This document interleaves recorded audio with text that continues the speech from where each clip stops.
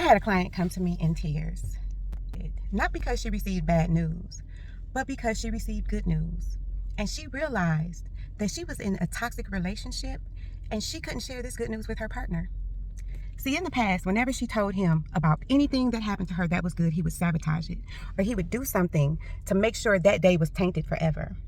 Whenever she got a raise at her job, he would minimize the work that she did.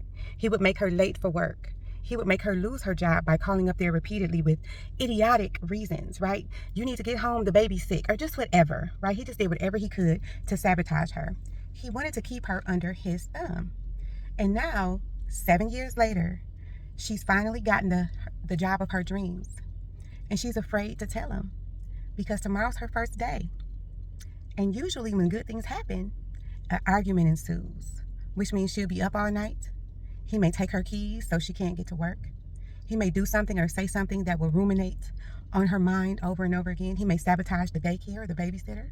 He may keep the kids home from school and leave and go to work so she'll be late. When you find yourself in a toxic relationship where you can't share not only bad news, but good news, when you can't share any news with your partner for fear that he would sabotage the good news or blame you for the bad news, that's a problem within itself.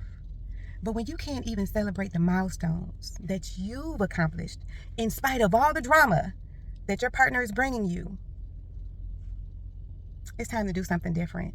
I don't give advice, but what I will do is I will ask you some questions so that you will discern what it is that you need to do for yourself. When was the last time you were happy? Can you openly share good news or bad news or any news with your partner without it somehow becoming tainted?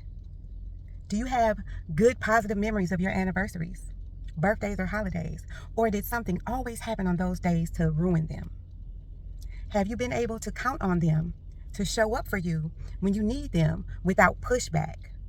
Or is it always a problem or some type of massive show whenever they have to show up for you?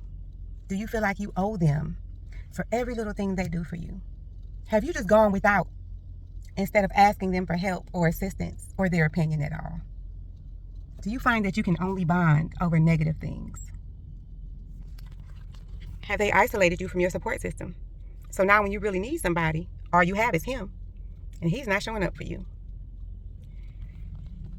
These are toxic traits. We can also say the N word, narcissist, but that word is so overused, right?